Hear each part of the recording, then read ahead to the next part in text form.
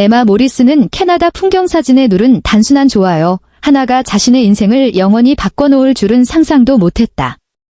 32살, 상파울루 내륙의 작은 마을에서 영어를 가르치는 그녀는 2번의 실패한 연애 끝에 사랑을 포기한 상태였다. 두 관계 모두 그녀를 감정적으로 탈진시키고 경제적으로도 흔들어 놓았다.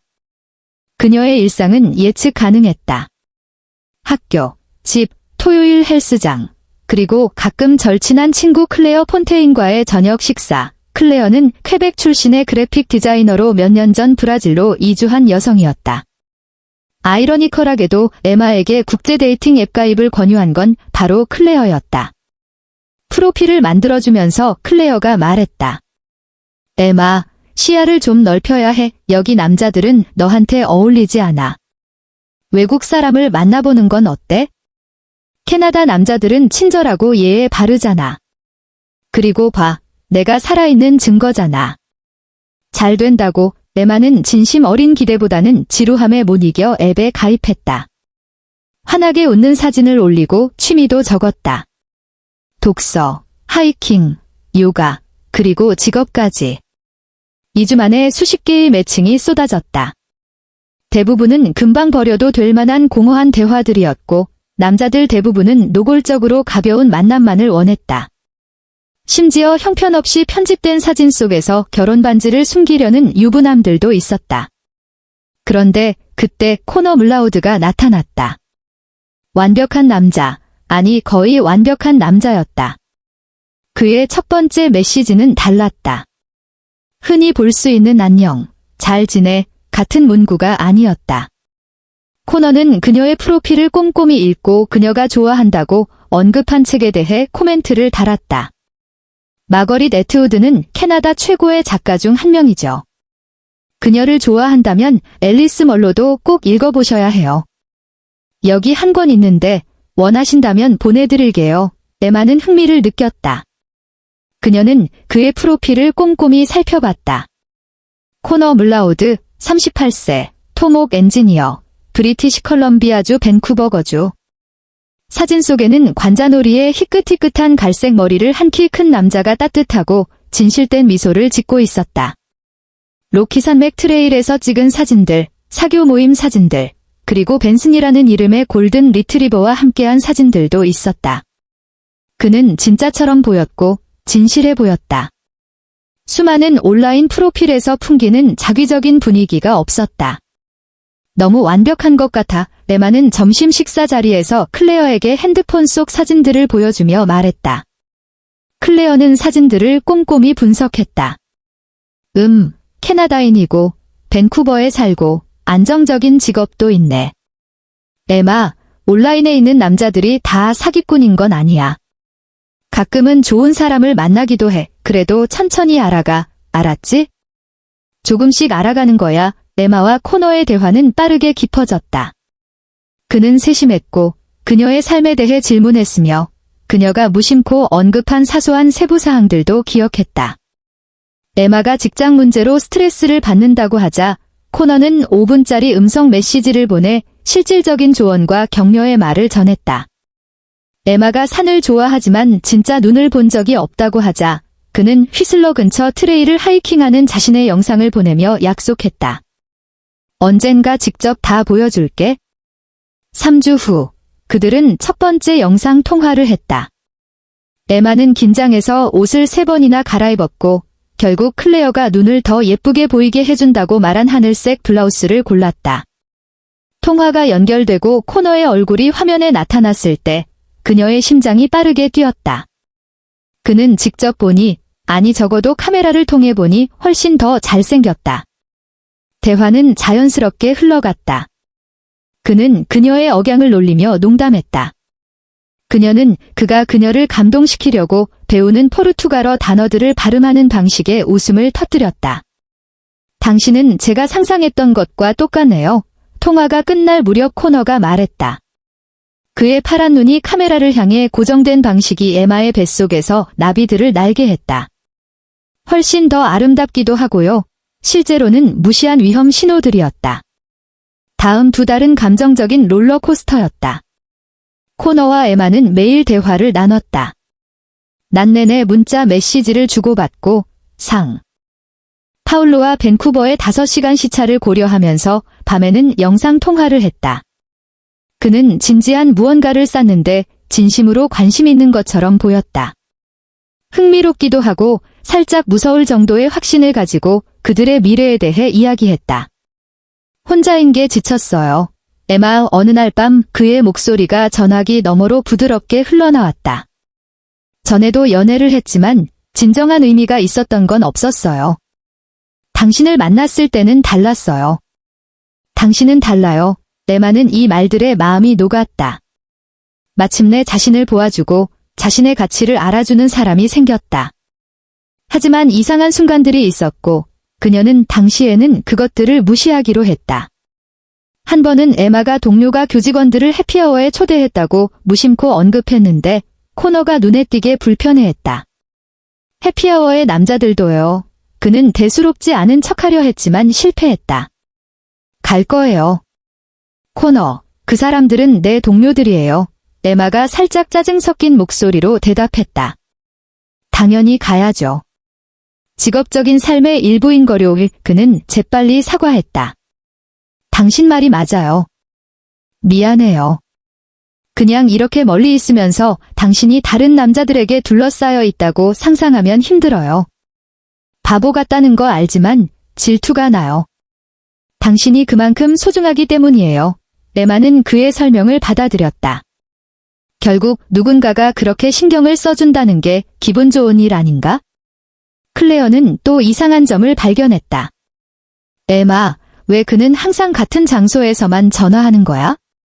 모든 통화에서 뒤에 항상 그 베이지색 벽이 보이잖아. 토목 엔지니어면 공사 현장도 가고 사무실도 있지 않아? 집에서 재택근무를 많이 해. 에마가 변호했다. 그 분야에서는 흔한 일이야. 프로젝트, 설계도, 계산. 요즘은 다 온라인으로 하잖아. 클레어는 납득이 안 되는 표정이었지만 그냥 넘어갔다. 가장 큰 위험 신호는 에마가 7월 휴가에 캐나다를 방문하면 어떻겠냐고 제안했을 때 찾아왔다. 코너는 눈에 띄게 망설였다. 정말 멋지겠지만 7월은 좋지 않아요. 엄청난 프로젝트가 있어서 온 시간을 다 써야 해요. 당신이 여기 있는데 당신이 받아 마땅한 관심을 줄 수 없다면 너무 끔찍할 것 같아요. 에마는 실망감을 느꼈지만 그는 재빨리 만회했다. 9월은 어때요? 가을에는 산의 나무들 색깔이 숨막히게 아름다워요. 그때는 더 자유로울 테니까요. 며칠 휴가를 낼 수 있고 밴쿠버, 휘슬러, 어쩌면 빅토리아까지 보여줄 수 있어요. 완벽할 거예요. 에마는 머릿속으로 계산했다. 9월이면 학기 중이다. 무급 휴가를 써야 한다. 에마 그의 목소리가 진지해졌고 거의 강렬하다 싶을 정도였다. 우리가 미래를 진지하게 생각한다면 어느 시점에서는 그런 결정을 내려야 할 거예요. 모든 걸 내려놓으라는 게 아니에요. 하지만 거리에서 느끼는 감정이 실제로 만났을 때도 진짜인지 확인하기 위해 며칠을 우리에게 투자할 수 없나요? 그의 말이 맞았다. 직접 만나보지도 않고 어떻게 진짜 무언가를 쌓을 수 있겠는가? 좋아요. 에마가 흥분과 긴장이 뒤섞인 감정을 느끼며 동의했다. 9월로 할게요. 방법을 찾아볼게요. 그의 미소가 환하게 빛났다. 후회하지 않을 거예요. 자기야. 약속해요. 예상치 못한 프러포즈. 8월, 여행계획 3주 전, 코너가 예고 없이 영상통화를 해왔다. 평소 시간이 아니었다. 그는 불안해 보이고 초조해 보였다. 에마, 드릴 말씀이 있어요. 그녀의 심장이 철렁 내려앉았다. 이별인가? 끔찍한 폭로인가? 유부남이었나? 코너가 깊게 숨을 들이쉬었다. 사랑해요. 이르다는 거 알아요. 아직 직접 만나지도 못했다는 것도 알아요. 하지만 더 이상 모른 척하거나 숨길 수가 없어요. 완전히 당신과 사랑에 빠졌고 당신도 같은 마음이라는 걸 알아요. 에마는 눈물이 차오르는 걸 느꼈다. 코너, 저는 끝까지 들어봐요. 그가 부드럽게 끼어들었다. 우리에 대해, 거리에 대해, 미래에 대해 정말 많이 생각했어요. 에마, 당신이 휴가가 될 때 1년에 한 번 만나는 그런 여자친구로 남아있기를 원치 않아요. 매일 아침 당신 옆에서 깨어나고 싶어요. 당신과 함께 삶을 쌓아가고 싶어요. 그가 극적으로 잠시 멈추더니 작은 파란 상자를 들어 올렸다. 에마 모릿은 미친 짓이라는 거 알아요. 순서가 다 뒤바뀐 것도 알아요. 하지만 알 때는 아는 거잖아요. 나와 결혼해주겠어요. 에마는 충격을 받았다. 벌써 결혼이라니. 하지만 동시에 왜 안 되겠는가? 그녀는 32살이었고 아무데도 가지 못하는 관계들에 이미 충분한 시간을 낭비했다. 코너는 안정적이고 성숙하며 자신이 원하는 것을 알고 있었다. 그리고 그녀는 사랑에 빠져 있었다. 코너, 너무 빠르네요. 알아요, 자기야. 지금 당장 대답하지 않아도 돼요. 9월에 왔을 때 답을 가져와요. 하지만 내 의도를 알아주길 바랐어요. 그냥 방문하러 오는 게 아니라 당신의 미래의 집을 보러 오길 바라는 거예요. 받아들여준다면 이곳에서 자신을 상상할 수 있는지 보러요. 나와 함께 삶을 쌓는 거로. 에마는 그날 밤 잠을 거의 이루지 못했다. 클레어는 에마의 이야기를 듣고 걱정스러워했다. 에마, 직접 만나지도 않은 상태에서 결혼 프로포즈라니. 엄청 빠른 거야? 이 사람 확실해? 미친 것 같다는 거 알아, 클레어. 근데 가끔은 그냥 아는 거잖아. 그가 다르다는 걸, 진지하다는 걸, 가치관에 대해, 가족에 대해, 미래에 대해 이미 이야기했어. 그냥 외적인 끌림만의 문제가 아니야? 하지만 서류 작업 문제도 있잖아. 클레어가 부드럽게 경고했다. 비자, 돈, 시민권을 얻으려고 결혼을 이용하는 사람들의 사기가 많아. 그는 캐나다인이야, 클레어. 브라질 시민권이 필요 없잖아. 그리고 재정적으로는 나보다 훨씬 형편이 좋아. 엔지니어잖아. 밴쿠버에 자기 집도 있고, 거기 부동산이 얼마나 비싼지 알잖아. 사기일 이유가 없어. 클레어가 한숨을 쉬었다. 그냥 조심하겠다고 약속만 해줘. 알았지? 거기 있는 동안 매일 문자 보내고. 이상한 일이 생기면 가장 빠른 기회에 돌아와. 미지 속으로의 여행. 9월이 빠르게 찾아왔다. 에마는 저축한 돈으로 항공권을 샀다. 코너가 지불하겠다고 했지만 그녀는 어느 정도의 재정적 독립을 유지하고 싶었다. 학교에 10일간의 무급 휴가를 신청했고 진짜 이유를 설명하지 않기 위해 가족 비상사태를 꾸며냈다. 전체 이야기를 아는 건 클레어뿐이었다. 구아룰루스 공항에서 탑승을 기다리던 중 에마는 코너에게서 메시지를 받았다. 직접 보게 될 게 너무 기대돼요. 내 사랑. 모든 걸 계획해뒀어요. 완벽할 거예요. 사랑해요. 그녀는 미소를 지었지만 위장 속에 무언가가 있었다. 설렘의 나비들 뿐만이 아니라 도저히 설명할 수 없는 불안의 한기 같은 것이었다. 비행 중 에마는 옆자리 승객과 이야기를 나눴다. 브라질 여행을 마치고 돌아가는 캐나다 여성이었다. 밴쿠버는 처음이에요. 여성이 친절하게 물었다. 네, 누군가를 만나러 가요. 오, 좋겠어요. 가족이에요? 약혼자요. 에마가 여전히 그 단어가 어색하게 느껴지며 대답했다. 정말 훌륭해요. 밴쿠버는 정말 멋진 도시예요. 하지만 위험하기도 해요. 다른 큰 도시들처럼. 마실래요? 코너. 핸드폰 신호가 안 잡혀요. 네, 브라질 통신사는 이 지역에서 잘 안 돼요. 하지만 걱정하지 말아요. 제 와이파이 쓰면 돼요. 비밀번호는 냉장고에 있어요. 에마가 와이파이에 연결하자 클레어에게서 여러 개의 메시지가 한꺼번에 도착했다. 에마, 답해봐. 주소가 어디야?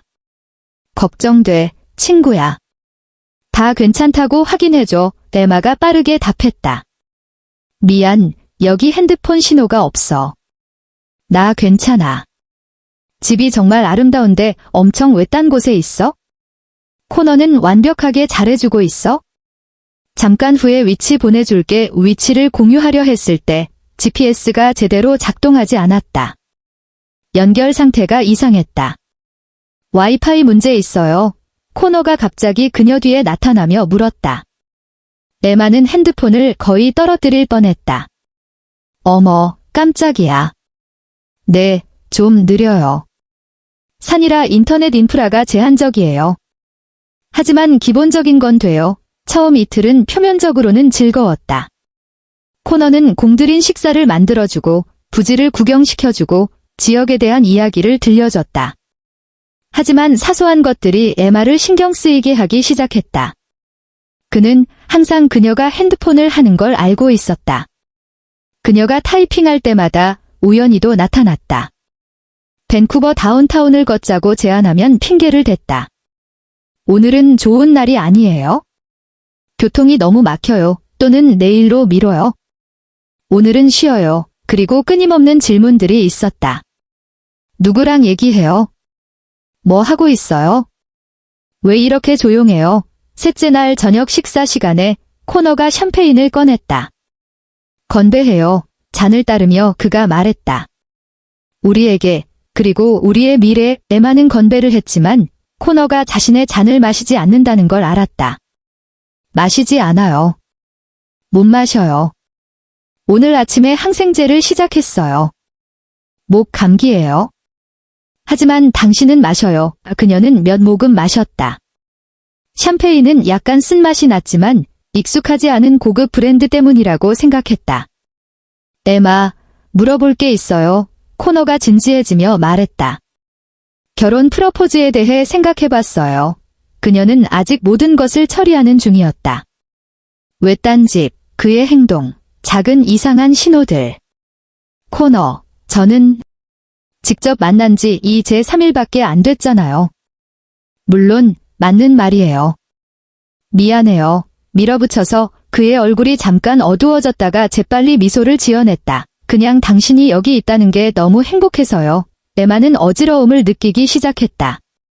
시차 적응이 아직 안 된 것 같아요. 자도 될까요? 물론이죠. 자기야. 쉬어요. 내일 깜짝 선물이 있어요. 깜짝 선물. 에마는 깊이 잠들었다. 너무 깊이. 잠에서 깼을 때 이미 오전 11시였고 머리가 욱신거렸다. 핸드폰을 집어들어 코너에게서 온 메시지를 봤다. 아침밥은 주방에 있어요. 사무실에서 일하고 있어요. 일어나면 내려와요. 드릴 말씀이 있어요. 그녀가 비틀거리며 아래층으로 내려갔다. 코너는 노트북이 열린 거실 테이블에 앉아 여러 서류들을 펼쳐놓고 있었다. 좋은 아침이에요. 아니 좋은 오후네요. 그가 웃었다. 잘 잤어요. 너무 많이 잔 것 같아요. 저한테는 정상이 아닌데요. 산 공기예요. 긴장이 풀리게 해주거든요. 여기 앉아봐요. 보여줄 게 있어요. 그가 노트북을 그녀 쪽으로 돌렸다. 화면에는 산악 트레일 사진들이 있었다. 숨막히는 풍경, 수정처럼 맑은 호수들, 눈 덮인 봉우리들. 기억해요. 진짜 산을 보여주겠다고 약속했잖아요. 우리를 위한 특별 트레일을 준비했어요. 1박 2일 캠핑이에요. 내일 가는 거예요. 에마는 가슴이 조여드는 걸 느꼈다. 코너, 저는 캠핑을 해본 적이 없어요. 장비도 없고요. 다 준비해뒀어요. 텐트, 침낭, 음식. 정말 멋질 거예요. 제 공원 친구가 접근권을 준 전용 트레일이에요. 완전히 단둘이 모든 것에서 멀리 떨어져서요. 저와 당신, 그리고 자연만 있는 거예요. 완전히 단둘이 모든 것에서 멀리 떨어져서. 에마의 머릿속 작은 경고의 목소리가 이제 비명을 지르고 있었다. 먼저 클레어에게 알려야 해요. 에마, 그의 목소리가 차갑게 변했다. 여기 클레어랑 전화하러 온 거예요. 아니면 나랑 있으러 온 거예요? 코너, 그냥 어디 있는지 알려주려는 거예요? 나랑 있잖아요. 그걸로 충분하지 않아요. 그가 깊게 숨을 들이쉬며 분명히 자제하고 있었다. 미안해요. 당신이 진심으로 여기 있지 않은 것 같아서요. 항상 핸드폰만 들여다보고 항상 딴 생각이에요. 이 트레일은 나한테 중요해요. 특별하게 만들고 싶었어요. 딱 우리 둘만을 위해서요. 에마는 뭐라고 해야 할지 몰랐다. 그의 말이 맞는 건가? 자신이 너무 예민한 건가? 알겠어요. 그녀가 마침내 동의했다. 가요. 그의 미소가 돌아왔다. 완벽해요. 새벽에 출발해요. 잊을 수 없을 거예요. 약속해요. 그날 밤 에마는 클레어에게 문자를 보내려 했지만 와이파이가 불안정했다. 간신히 연결이 됐을 때는 이미 늦었고 너무 지쳐 있었다. 침대에 누워 천장을 바라보며 창밖의 숲의 압도적인 침묵을 들으며 누워 있었다. 멀리서 동물이 울부짖는 소리가 들렸다. 에마는 두 번째로 끔찍한 실수를 한 것이 아닌지 생각했다. 내일이면 더 깊은 산속에서 코너와 단둘이 더 고립될 것이다. 신호도 없고 목격자도 없고 빠져나갈 방법도 없는 곳에서. 새벽 5시 30분에 코너가 에마를 깨웠다. 출발할 시간이에요. 일찍 시작할수록 더 즐길 수 있어요. 그녀는 아침 식사를 할 시간도 거의 없었다. 코너는 이미 차에 거대한 배낭들과 캠핑 장비, 그리고 음식이 든 냉장 박스를 실어놨다. 에마는 그가 이틀보다 훨씬 더 많은 양의 식량을 가져왔다는 걸 알아차렸다. 코너, 이게 다 필요해요? 안전이죠, 자기야. 산은 예측할 수 없어요. 과하게 준비하는 게 덜 준비하는 것보다 항상 낫죠. 트레일 입구까지 40분을 달리는 동안 에마는 경로를 외우려 했다. 여기서 왼쪽, 저기서 오른쪽, 저 표지판. 하지만 모든 것이 다 똑같아 보였다. 나무들, 더 많은 나무들, 아무 논리도 없이 가지를 뻗은 비포장도로들. 마침내 코너가 작고 텅 빈 주차장에 차를 세웠다. 다른 차도, 공원 레인저도 아무것도 없었다. 친구는요? 공원에서 일한다는 분 대마가 물었다. 아, 어제 트레일 정리해놓고 이미 떠났어요. 표준 절차예요. 믿어봐요. 표준 절차처럼 보이지 않았다. 에마가 핸드폰을 꺼냈다. 예상대로 신호 없음. 코너, 무슨 일이 생기면요?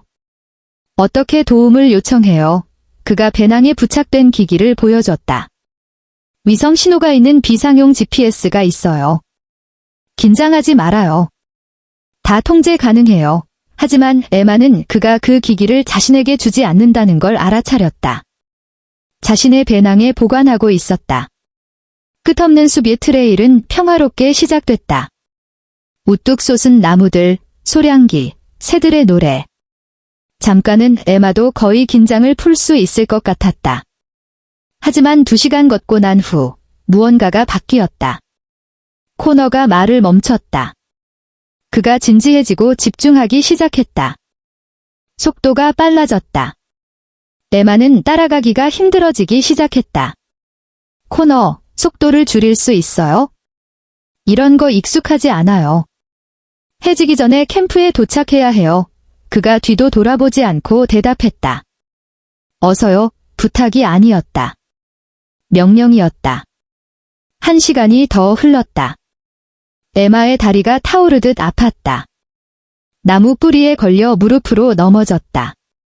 코너, 잠깐만요. 그가 마침내 멈추고 돌아왔다.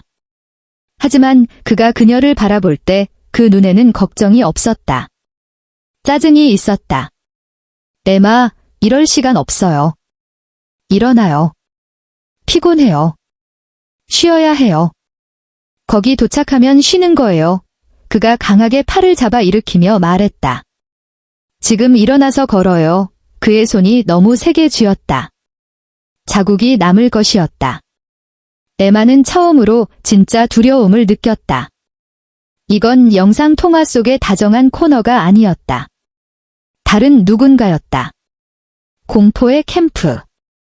캠프에 마침내 도착했을 때 에마는 그것이 공식 야영지가 아니라는 걸 깨달았다.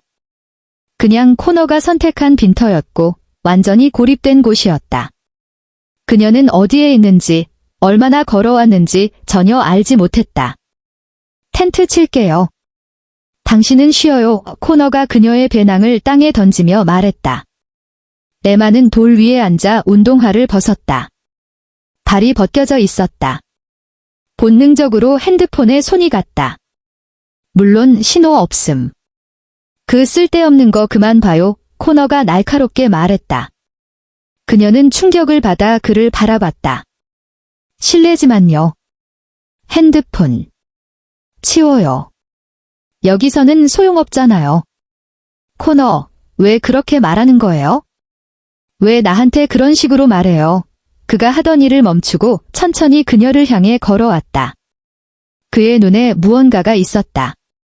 차갑고 계산적인 무언가였다. 당신이 뭐가 문제인지 알아요. 에마, 그가 낮게 말했다. 통제할 수 없는 상황에 처해 있다는 걸 알지 못한다는 거예요. 피가 얼어붙는 것 같았다. 당신은 내 나라에 왔어요. 내 집에 있어요. 아무도 당신이 정확히 어디 있는지 모르죠. 클레어, 그 성가신 친구, 우리가 어디 있는지 전혀 몰라요. 당신 핸드폰은 저기 있네요. 봐요. 그가 에마의 손에 있는 기기를 가리켰다. 신호 없음. GPS 불능. 구하러 오는 사람 없음. 에마가 떨기 시작했다. 코너, 당신 나를 겁주고 있잖아요. 좋아요. 그가 미소를 지었다. 하지만 그건 유머러스한 미소였다. 앞으로 일이 어떻게 돌아가는지 이해하려면 약간의 두려움이 필요할 수도 있어요. 드러난 진실. 에마가 일어서려 했지만 코너가 그녀를 돌 쪽으로 밀어붙였다. 앉아요. 잠깐 얘기해요. 코너, 제발요. 원하는 게 뭐예요? 원하는 게 뭐냐고요? 그가 씁쓸하게 웃었다. 에마, 나는 몇 달 동안 이걸 준비했어요. 완벽한 프로필을 만들고 정확히 맞는 말을 하고 당신을 사랑에 빠지게 만들기 위해. 그리고 당신은 다른 모든 여자들처럼 걸려들었죠. 다른 모든 여자들. 엔지니어 이야기는 거짓말이에요. 집도 제게 아니에요. 임대예요. 걔도 존재하지 않아요.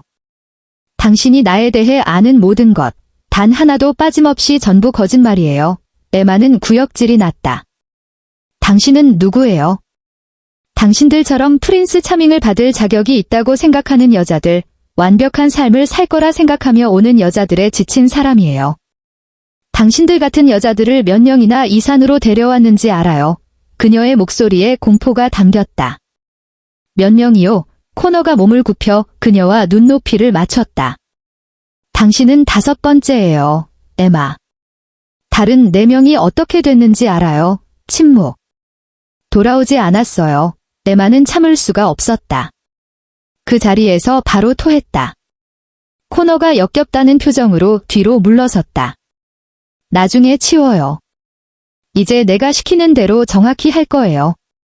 먼저 핸드폰, 이메일, 은행 계좌 비밀번호를 알려줄 거예요. 그리고 당신이 행복하고 캐나다에 머물기로 결심했고 찾아오는 걸 그만해달라는 내용의 영상을 찍을 거예요. 아무도 믿지 않을 거예요. 에마가 속삭였다. 믿을 거예요. 다른 가족들도 믿었어요. 기록이 있어요. 서류가 있어요. 당신은 원해서 사라진 거예요. 이해해요. 에마는 필사적으로 주위를 둘러봤다. 사방이 울창한 숲이었다. 어떤 길도 보이지 않았다.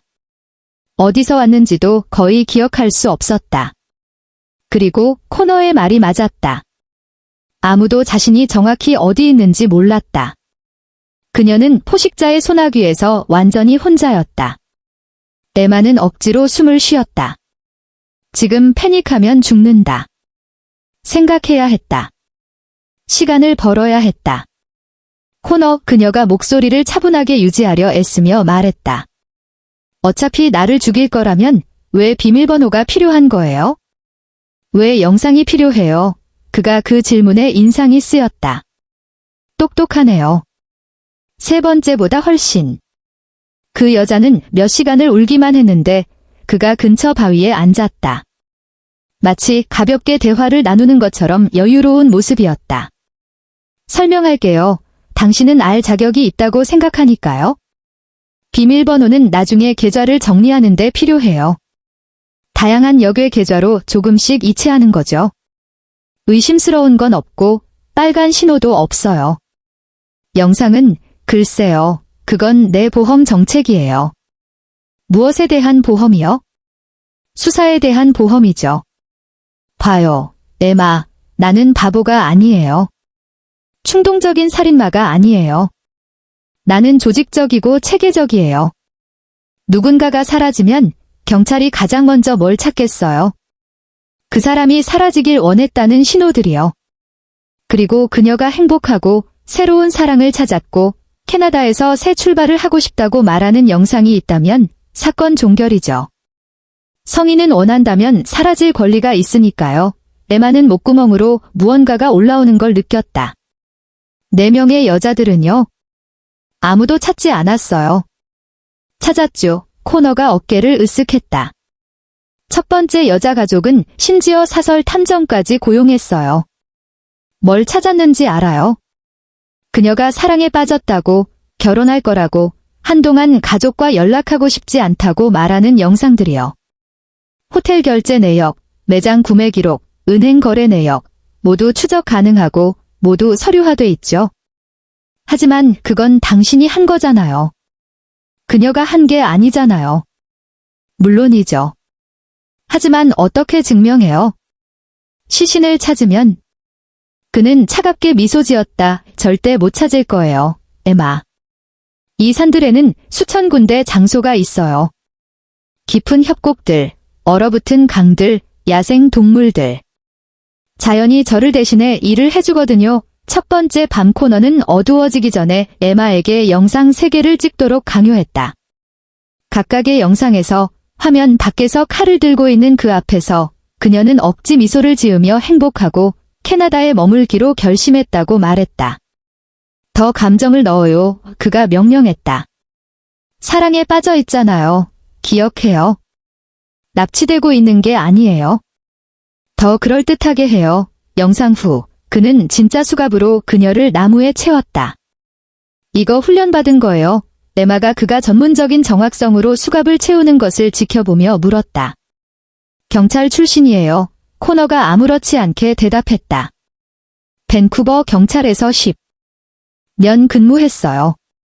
범죄 수사에 대한 모든 것을 배웠죠. 모든 기술, 범인들이 하는 모든 실수도요. 그가 미소를 지었다. 그리고 그 실수들을 하지 않는 방법도요. 전직 경찰. 모든 것이 설명이 됐다. 그는 어떻게 잡히지 않는지 정확히 알고 있었다.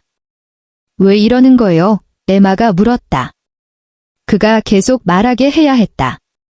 시간이 더 필요했다. 코너가 잠시 멈추고 오랫동안 그녀를 바라봤다.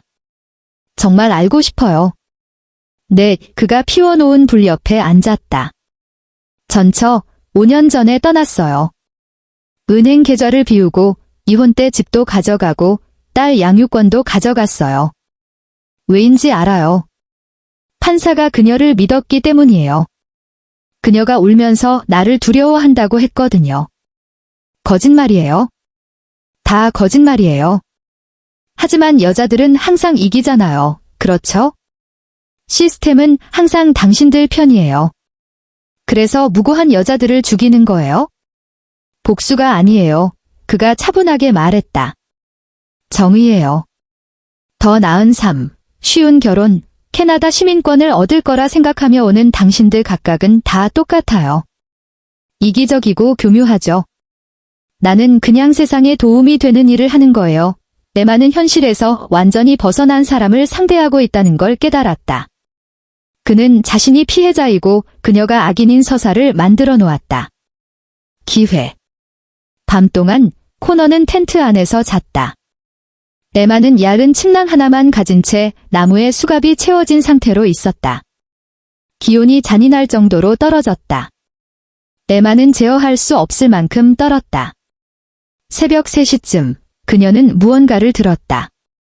발소리였는데 코너의 것이 아니었다. 그는 텐트 안에서 코를 골고 있었다. 다른 발소리였다. 더 무거웠다. 그 순간 그녀는 보았다. 곰이었다. 큰 흑곰이 먹이를 찾아 접근하고 있었다. 에마는 굳어버렸다. 곰이 음식 찌꺼기에 이끌려 코너의 텐트 근처로 다가왔다. 바로 그때 에마에게 끔찍한 생각이 떠올랐다. 위험하지만 아마도 그녀의 유일한 기회일 수도 있었다. 그녀는 크게 소리를 질렀다. 곰이에요. 여기 곰이 있어요. 코너가 패닉 상태로 잠에서 깼다. 먼저 확인하지도 않고 생각 없이 텐트에서 뛰어나왔다. 갑작스러운 움직임에 놀란 곰이 공격했다. 코너가 비명을 지르며 방어하려 했다. 혼란 속에서 그가 재킷 주머니에 있던 수갑 열쇠를 떨어뜨렸다. 열쇠가 굴렀다. 에마에게서 반 미터 거리에서 멈췄다. 곰과 코너가 싸우고 있었다. 그는 칼을 들고 방어하려 했지만 동물이 훨씬 더 강했다.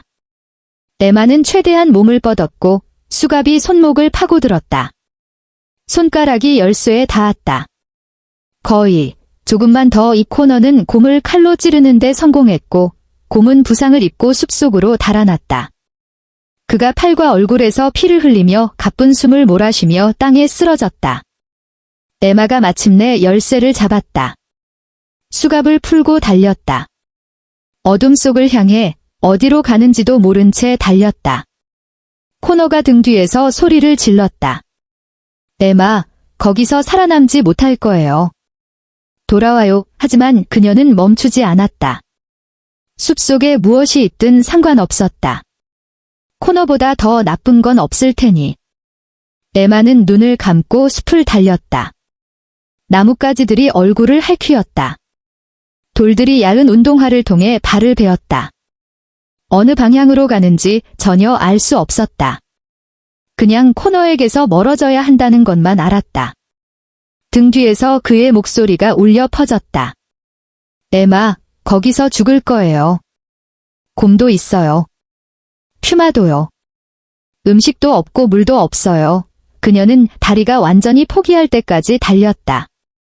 쓰러진 나무 줄기 뒤에 쓰러지며 헐떡이면서 소리 하나 내지 않으려 했다. 고요함이었다. 그냥 나무 사이로 부는 바람 소리와 그녀 자신의 빠른 숨소리뿐이었다. 그리고 그 소리가 들렸다. 발소리. 코너가 그녀를 찾고 있었다. 체계적으로 추적 기술을 사용하면서. 에마, 합리적으로 생각해요. 그의 목소리가 이제 더 차분하고 거의 부드럽기까지 했다. 당신 다쳤어요. 나도 다쳤어요. 우리 타협을 할 수 있어요. 돌아가서 당신 물건 챙겨요. 비행기에 태워줄게요. 해를 입히지 않을게요. 그냥 가서 이 모든 걸 잊어버려요. 거짓말이었다. 그는 절대 그녀를 살아서 보내지 않을 것이었다. 에마는 주위를 둘러봤다. 생각해야 했다. 그를처럼 생각해야 했다. 코너는 전직 경찰이었고 훈련을 받은 사람이었다. 그녀는 교사였지만 생존에 관한 책을 충분히 읽었다. 무언가가 기억났다. 포식자는 발자국을 따라간다. 가짜 발자국을 만들어야 했다. 그녀는 운동화 한 짝을 벗어서 왼쪽으로 최대한 멀리 던졌다. 운동화가 덤불에 부딪히며 소리를 냈다. 코너가 즉시 방향을 바꿨다. 찾았어요. 그가 엉뚱한 방향으로 가는 동안 에마는 반대 방향으로 소리 없이 이동했다. 맨발로 눈에 띄는 발자국을 남기지 않으려 조심하면서. 희망의 새벽. 날이 밝기 시작했다. 에마는 밤새 천천히 조용히 이동했다. 발에서 피가 났다. 춥고 배고프고 목이 말랐다. 하지만 무언가 다른 것이 들렸다. 바람도 아니었다. 동물도 아니었다. 흐르는 물소리였다. 강이었다. 그녀가 강둑으로 기어갔다. 강은 넓고 물살이 강했다. 에마는 클레어가 언젠가 캐나다 트레일에 대해 했던 말이 기억났다. 강은 항상 어딘가로 이어진다. 강을 따라가면 결국 문명을 찾을 수 있다. 그녀는 병이 나지 않으려 너무 많이 마시지 않으면서 강물을 직접 마셨다. 발에서 피를 씻어냈다. 바로 그때 그녀의 심장을 빠르게 뛰게 만드는 것이 강 반대편에 보였다. 작고 낡은 오두막이었다. 하지만 분명히 인간이 지은 건축물이었다. 약 50m 상류에 좁은 다리가 있었다. 에마는 뒤를 돌아봤다. 코너가 언제든 나타날 수 있었다. 지금 건너야 했다. 함정 에마가 비틀거리며 다리를 건넜다. 다친 발에 한 걸음 한 걸음이 고통이었다. 오두막에 도착해서 문을 밀었다. 잠겨 있지 않았다. 안에는 작은 탁자, 낡은 스토브, 몇 개의 통조림 식품이 있었다. 산림 레인저나 낚시꾼의 오두막이었다. 그리고 가장 중요하게 벽에 비상 라디오가 있었다. 에마가 달려가서 전원을 켰다. 잡음이 들렸다. 그녀가 영화에서 봤던 것처럼 주파수를 조정했다. 여보세요. 들려요. 도움이 필요해요. 누가 쫓아오고 있어요. 재발효 오두막 문이 활짝 열렸다. 코너였다. 피범벅이었고 곰에게 당한 상처에서 여전히 피가 흘렀다. 하지만 그의 눈에는 분노보다 더 나쁜 것이 있었다. 즐거움이었다. 더 오래 걸릴 줄 알았는데 그가 가쁜 숨을 몰아쉬며 말했다. 하지만 강을 따라왔네. 내가 했을 것과 정확히 같은 방법으로요. 내가 기대했던 그대로 에마는 필사적으로 주위를 둘러봤다. 다른 출구가 없었다. 끝났어요, 에마. 끝났어요. 코너가 한 걸음 앞으로 나왔다. 그리고 라디오에서 목소리가 크게 울려 퍼졌다. 이쪽은 산림 레인저 모리슨, 비상 호출에 응답합니다. 위치와 비상 상황의 성격을 알려주세요. 반복합니다. 위치와 비상 상황의 성격을 알려주세요. 코너의 눈이 커졌다. 에마가 라디오에 대고 소리쳤다. 강가의 오두막이에요. 남자가 저를 죽이려 해요. 코너 물라우드, 전직 밴쿠버 경찰 출신이요. 코너가 앞으로 달려들었다. 하지만 에마가 보이는 유일한 무기를 잡았다. 무거운 무쇠 냄비였다. 있는 힘을 다해 그의 머리를 내리쳤다. 코너가 비틀거리며 무릎을 꿇었다. 에마가 다시 달렸다. 이번에는 라디오에서 공원 레인저의 목소리가 들렸다. 위치 확인됐습니다. 팀이 출동 중입니다. 버텨요. 도움이 가고 있습니다. 조금만 더 버티면 됐다. 그냥 조금만 더 배 많은 강을 따라 달렸고 헬기 소리가 들릴 때까지 달렸다. 그녀가 필사적으로 손을 흔들었고 울음이 터졌다. 2명의 공원 레인저와 경찰관들이 뛰어내렸다. 에마 모리슨 그녀가 쓰러졌다. 그 사람이 저를 죽이려 했어요? 다른 여자들도 있어요. 진정해요. 안전해요. 공격자는 어디 있나요? 코너 물라우드, 전직 경찰. 오두막이요. 경찰관들이 눈빛을 교환하고 라디오로 신원을 확인했다. 코너는 3시간 후 의식을 잃고 피를 흘리는 상태로 발견됐다. 구금되어 병원으로 이송됐다. 진실. 수사 결과 공포스러운 사실들이 드러났다. 임대한 집은 3년 전에 실종된 사라 첸의 것이었다. 코너는 그녀를 죽인 후 서류를 위조했다. 지하실에서 5 여자의 소지품이 발견됐다. 여권, 보석류, 사진들. 그중 하나는 에마의 것이었다. 산속수색에서 3명의 피해자의 유해가 발견됐다. 2명은 끝내 찾을 수 없었다. 코너 물라우드는 가짜였다. 본명은 마커스 브레넌으로 입증되지 않은 의혹으로 인해 강제 퇴직당한 전직 경찰관이었다. 재판, 마커스는 심신상실을 주장했다. 변호인들은 전쟁 트라우마와 외상 후 스트레스 장애를 주장했다. 에마는 증언했고 모든 공포를 다시 겪었다. 피해자 가족들이 자리에 있었다. 사라의 어머니가 눈물을 통해 그녀에게 감사를 전했다. 내 딸을 돌려줬어요. 선고, 가석방 없는 종신형. 하지만 두 가족은 여전히 답을 얻지 못했다. 산속에서 영원히 사라진 두 여자들. 새로운 시작. 에마는 3주 후 브라질로 돌아왔다. 클레어가 오랫동안 그녀를 안아줬다. 당신 말이 다 맞았어. 제마가 속삭였다. 그녀는 치료를 시작했다. 악몽, 패닉, 불신. 하지만 조금씩 자신의 삶을 다시 세워나갔다. 6개월 후, 그녀는 위험한 연애에 관한 다큐멘터리 인터뷰에 응했다. 다른 여성들이 신호들을 알았으면 해요. 점진적인 고립. 관심인 척 위장한 통제. 빠른 결정을 내리라는 압박. 본능을 믿으세요. 무언가 잘못됐다고 말하는 그 작은 목소리. 그게 바로